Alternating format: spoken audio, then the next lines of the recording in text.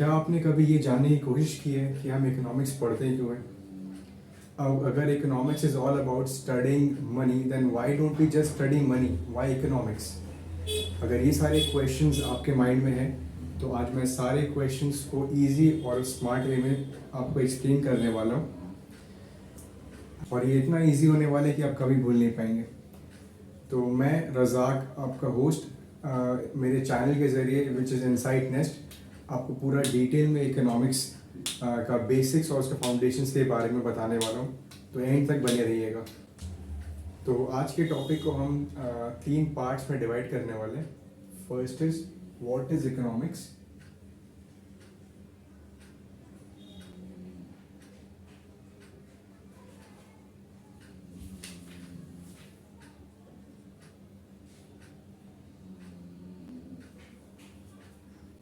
दूसरा है why do we study economics,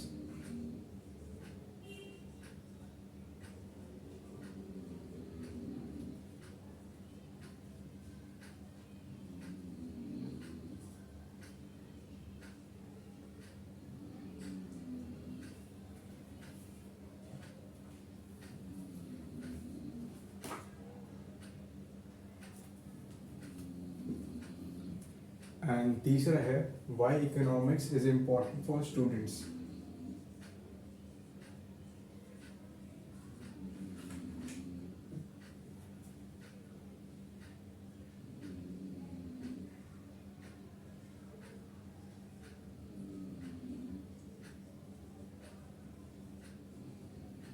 ये है हमारा topics to be covered.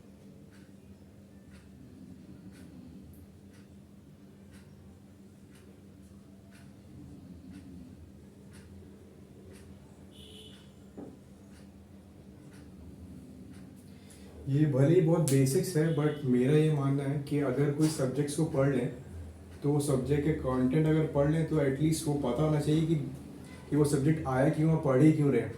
Because unlike any other subject like history, geography और साइंस जो कि आपके प्राइमरी से आता है, इकोनॉमिक्स इंट्रोड्यूस होता है फॉर ICSE स्टूडेंट्स, वो 9th में इंट्रोड्यूस होता है, और CBSE वालों को 11th में इंट्रोड्यूस होता है। तो इसलिए एटलीस्ट फाउंडेशन के लिए इकोनॉमिक्स पर्पस क्या है, वो किस लिए इंट्रोड्यूस है, वो पता होना ज़रूरी है। इसलिए फर्स्ट क्लास में इकोनॉमिक्स के इंट्रोडक्शन पे ही इन्वेस्ट करूँगा।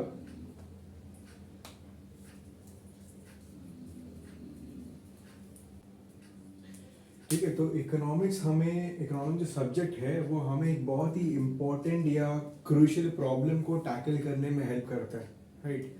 वो क्या प्रॉब्लम है सर? वो है प्रॉब्लम ऑफ चॉइसेस। कैसी चॉइसेस? जैसे कि हम सबको पता है कि हमारे पास जो रिसोर्सेज है वो एक लिमिटेड क्वांटिटी में, राइट? चाहे वो इंडिविजुअल हो, चाहे हम इंडिविजुअल की बात करें या हम एक पूरी इकोनॉमी की बात करें या एक पर्टिकुलर फर्म या एक कंपनी की बात करें, है ना? उनके पास जो रिसोर्सेज है वो लिमिटेड है। सर रिसोर्सेज मतलब क्या? रिसोर्सेज मतलब कैपिटल हो गया, लेबर हो गया, ठीक है? बेसिकली कैपिटल, लेबर और कैपिटल से ही सारे रिसोर्सेज बनते हैं।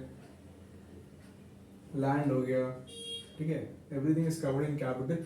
तो रिसोर्सेज जो है किसी के पास तो अनलिमिटेड नहीं है ना। इवन इंडियन इकोनॉमी के पास जो जोग्राफिकल लैंड है दैट इज लिमिटेड। वो पाकिस्तान में जाके प्रोडक्शन नहीं कर सकती, राइट? तो और ये हर कंट्री के हर इकोनॉमी के लिए एप्लीकेबल है कि उनका जो स्पेस है वो लिमिटेड है, रिसोर्सेज भी लिमिटेड है। बट क्या ह्यूमन वांट्स लिमिटेड है? नहीं सर, ह्यूमन वांट्स लिमिटेड नहीं है। Human wants is unlimited. कैसे समझना ह्यूमन वांट्स अनलिमिटेड है? आज अगर कोई 2 व्हीलर चलाता है, वो ख्वाहिश करेगा ना कि वो 2 व्हीलर से 4 व्हीलर में जाए। एक बेस मान लो ऑल्टो ले लो, ऑल्टो लेने की ख्वाहिश करेगा। कल को फिर वो एक प्रीमियम कार जैसे सडान लेने की ख्वाहिश करेगा, जैसे हुंडई वर्ना ले लो। जब हुंडई वर्ना आ जाएगी उसके बाद फिर वो ख्वाहिश करेगा मर्सिडीज की, फिर जी वैगन की, फिर इसी तरह। ये एक पर्टिकुलर एग्जाम्पल था। उसी तरह हर एस्पेक्ट में ह्यूमन का जो वांट्स है वो बढ़ता रहता है। जैसे ही उसको एक चीज़ अचीव हो जाता है वो नेक्स्ट लेवल पे जाने की कोशिश करता है, right. So by nature we see that human wants is unlimited, human wants sorry are unlimited, and resources जो हमारे पास है दैट इज, रिसोर्स पे एग्जांपल था, दिस इज लिमिटेड, राइट। तो हमने ये समझा कि रिसोर्सेज हमारे पास लिमिटेड है, और यही रिसोर्स को यूज करके जो हम अपने ह्यूमन वांट्स को फुलफिल करने वाले हैं वो अनलिमिटेड है। तो यहीं पे एक प्रॉब्लम आता है कि सर कौन सा वांट को पहले फुलफिल किया जाए और कौन से वांट को छोड़ दिया जाए। ये प्रॉब्लम होता है, प्रॉब्लम ऑफ चॉइस, जो कि हर एस्पेक्ट, हर इंडिविजुअल, हर लेवल पे फेस करना पड़ता है, चाहे वो छोटे लेवल पे हो या बड़े लेवल पे। इसी प्रॉब्लम को सॉल्व करने के लिए इकोनॉमिक्स का जन्म होता है। That's how economics is born, and it is a study. It is a subject that helps us to deal with this crucial problem, which is problem of choice, right?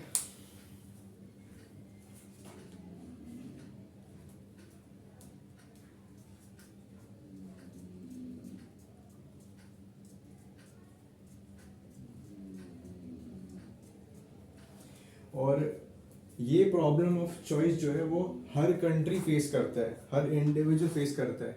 एक country को decide करना पड़ता है कि वो investment कहाँ पे करे, वो ज़्यादा इन्वेस्टमेंट इंफ्रास्ट्रक्चर पे करे या फिर वो ज़्यादा इन्वेस्टमेंट अपने हेल्थ के फैसिलिटीज़ को इम्प्रूव करने के लिए करे। एक स्टूडेंट को डिसीजन लेना पड़ता है कि उसके पास जो पॉकेट मनी आती है वो उस पॉकेट मनी से क्या करे।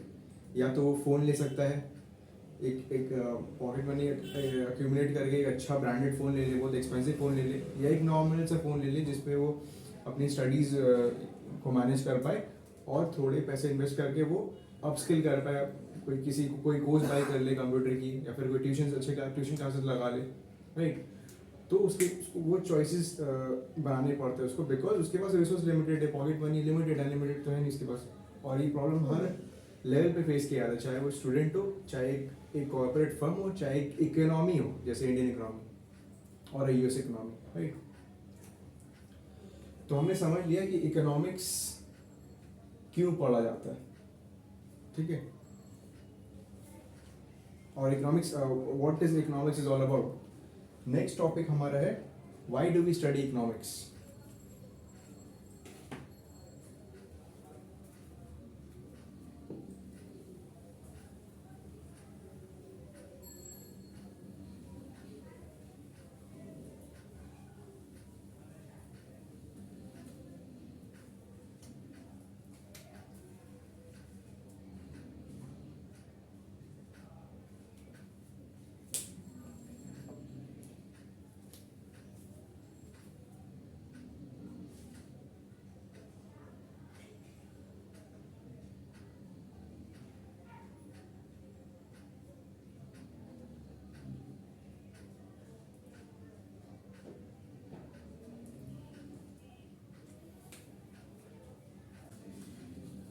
वैसे गाइस इकोनॉमिक्स पढ़ने का बहुत सारा रीजंस है।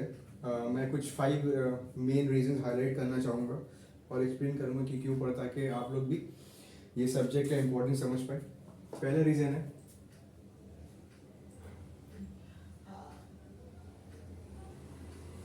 To make better choices.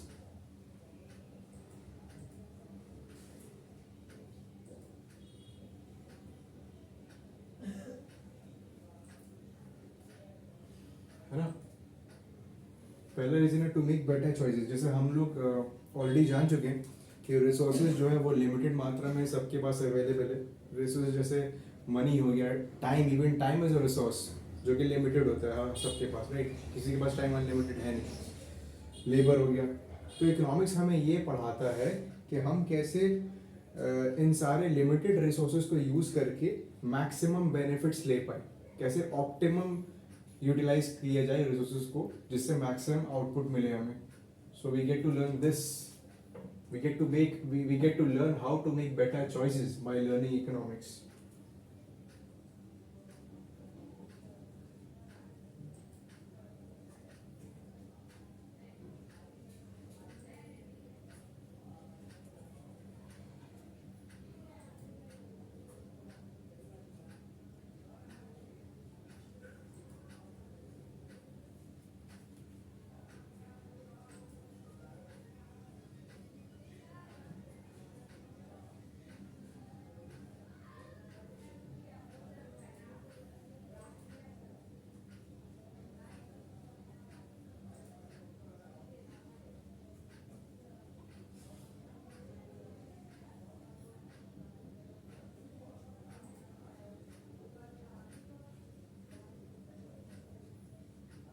ठीक है, फर्स्ट पॉइंट क्लियर हो गया कि by help of economics we can make better economic decisions, not just economic decisions, हमारे पर्सनल डिसीजन भी बेटर हो सकते हैं अगर हम इकोनॉमिक्स के फंडामेंटल्स को अप्लाई कर पाए सही सही। सेकेंड रीजन,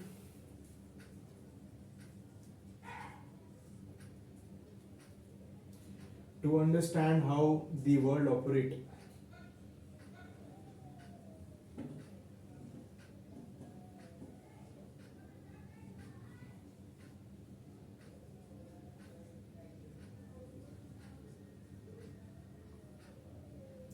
राइट, कैसे दुनिया चलती है ये भी इकोनॉमिक्स से ही पता चलता है हमें। कैसे प्राइजेस, जो दुनिया में जितने सामान गुड्स एंड सर्विसेज जो चल रहे हैं उनकी उनकी प्राइजेस कैसे बढ़ती घटती हैं, कैसे फ्लक्चुएट होती हैं, वो इकोनॉमिक्स से समझ में आता है। ठीक है, कैसे हमारी कंट्री में, हमारी इकोनॉमी में अनएम्प्लॉयमेंट कैसे इंक्रीज हो रहा है, घटता बढ़ता है, किन किन फैक्टर्स की वजह से ये चेंजेस होता है अनएम्प्लॉयमेंट में, वो स्टडी करने को मिलता है। ठीक है, कैसे कंपनीज जो कॉरपोरेट्स है वो अपने जो प्रोड्यूस करते हैं वो अपने प्रोडक्शन की क्वांटिटी कितनी रखने वाले हैं, चाहे बढ़ाना है घटाना है based on demand and supply, वो सब लोग पढ़ते हैं इकोनॉमिक्स में। ठीक है, और जितने भी रियल लाइफ इश्यूज हैं, रियल लाइफ जो इश्यूज फेस करता है वो एड्रेस करने में, उसको समझने में और उसको सॉल्व करने में इकोनॉमिक्स हेल्प करता है। राइट,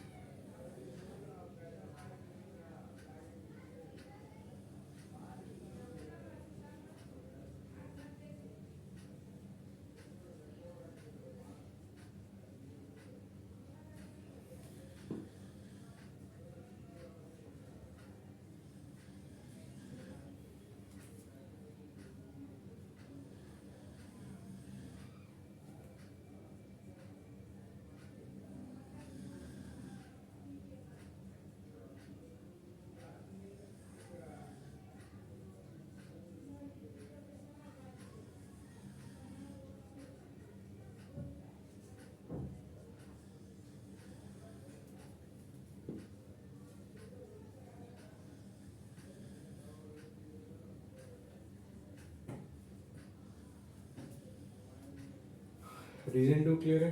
अब next we move on to reason 3, which is to improve our personal finances.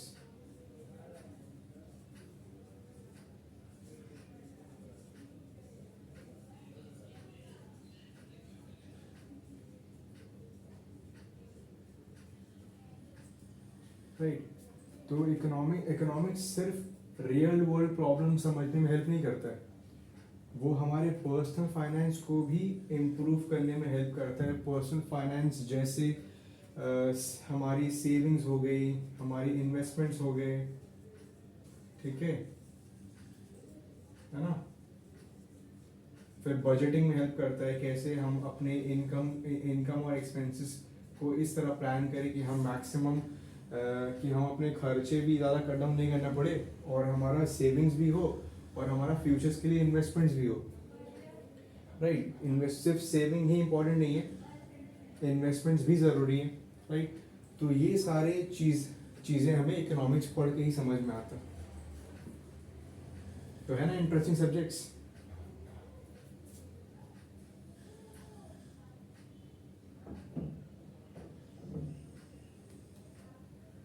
ठीक है,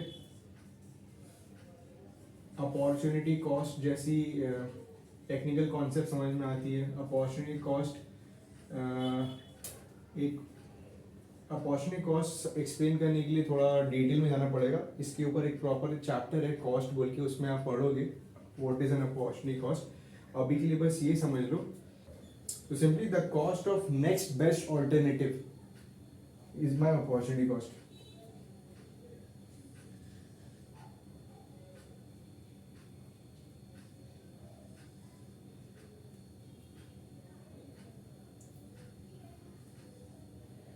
So, with the help of all these things, we can manage our money smartly and we can improve our personal finances using economics fundamentals, right?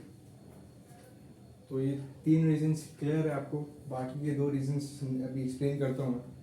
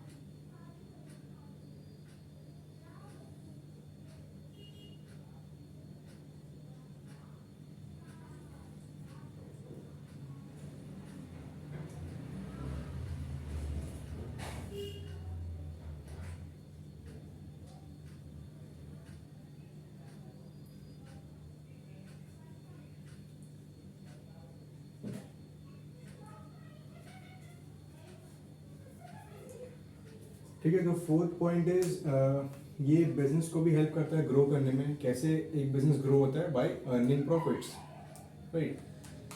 अब profit business कब कमाएगा? जब वो सही चीज़ produce करेगा कि जिसका डिमांड हो मार्केट में, जो उसके लिए रेलेवेंट हो, जो उसके रिसोर्सेज के लिए रेलेवेंट हो, वो जब वो प्रोड्यूस करेगा वही चीज़ और सही प्राइस पे प्रोड्यूस कर पाएगा और सही क्वांटिटी में कर पाएगा, तो वो अपने प्रोडक्ट को सही मार्केट कर पाएगा, प्रॉपर डिमांड क्रिएट कर पाएगा, प्रॉपर सप्लाई कर पाएगा। उसी तरह जब वो सारी चीज़ अपने आप प्लेसेस में होने लगेंगे तो क्या होगा? ओवरऑल कॉस्ट जो है मिनिमाइज होगा। जब कॉस्ट कम हो जाता है बिजनेस का तो उसको एक स्टैटिस्टिकल एज मिलता है जिससे वो ज़्यादा बेच पाता है और अपने प्रॉफिट को मैक्सिमाइज कर पाता है। तो ये सारा चीज़ इंटरकनेक्टेड है। किससे? क्योंकि ये बिजनेस को हेल्प करता है ग्रो करने में, राइट। तो 4th reason is it help businesses to grow, इसलिए इकोनॉमिक्स पढ़ा जाता है। And the last but not the least which is most important,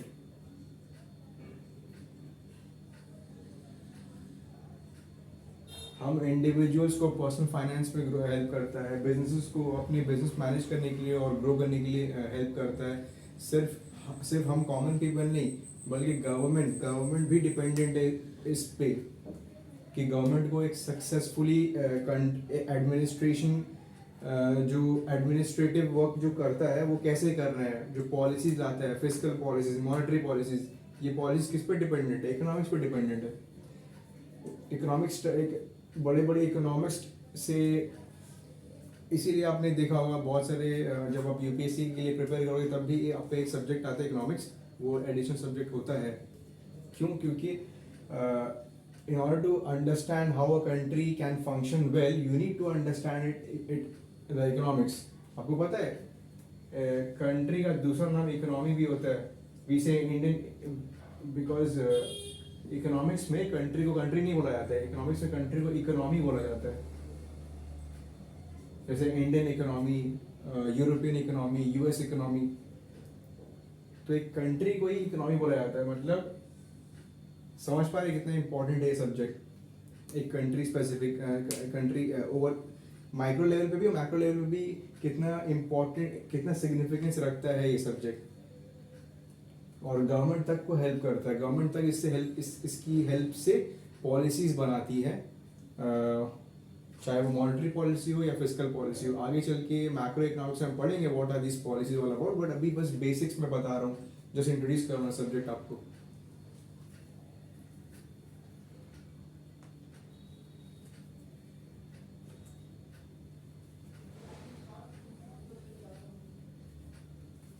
right. Like अब गवर्नमेंट को हेल्प कैसे करती है सर? गवर्नमेंट टैक्सेस से लेके पब्लिक वेलफेयर तक, ठीक है, इन्फ्लेशन कैसे कंट्रोल करना है से लेके इकोनॉमिक ग्रोथ तक, ये सारी चीज़ों में गवर्नमेंट भी डिपेंडेड है इकोनॉमिक्स के ऊपर. और पॉलिसीज बनाने के लिए उसको हेल्प लगता है इसकी. राइट. तो वो भी लिख लेंगे. Fifth point is to support government decisions.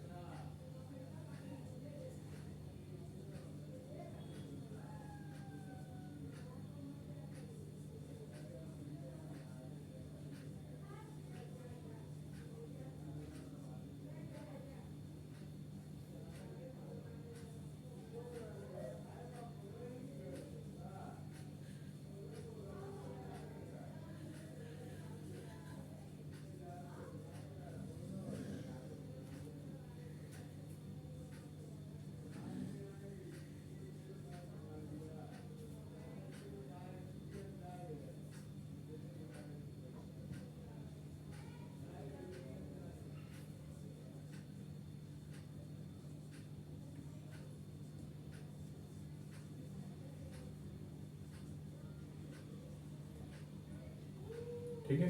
तो ये सबसे आखिर पॉइंट है, but yet the most important point of about why we study economics, that is to support government decisions. Right. Last topic हम कवर करेंगे कि इकोनॉमिक्स स्टूडेंट के लिए क्यों इम्पोर्टेंट है ना. जब सभी आ रहे हैं तो आप लोग पीछे क्यों रहोगे, आप लोग भी अकावर्ड हो. इकोनॉमिक्स स्टूडेंट कैसे हेल्प करता है. तो the last point is how economics is important for students.